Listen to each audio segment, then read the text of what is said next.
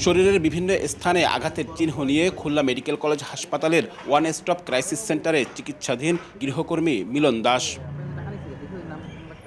সোনারাঙ্গা আবাসিক এলাকার solar park সংলগ্ন পুলিশ দম্পতি সঞ্জয় মিত্র ও তার স্ত্রী এএসআই পপি মিত্রের ভাড়া বাসায় গৃহকর্মীর কাজ করত মিলন দাস। বুধবার দুপুরে স্থানীয়রা জানালা দিয়ে দেখতে পান গরম কড়াই দিয়ে কিশোরীর মুখ ও শরীরের বিভিন্ন স্থানে ছ্যাঁকা দেয়া হচ্ছে। স্থানীয়রা জানান পুলিশ দম্পতি প্রায় নির্যাতন করে গৃহকর্মীর উপর। ভুক্তভোগীর শরীরের বিভিন্ন স্থানে আঘাতের চিহ্ন দেখা যায়। 999-এ স্থানীয়দের ফোন পেয়ে মেয়েটিকে উদ্ধার করে পুলিশ।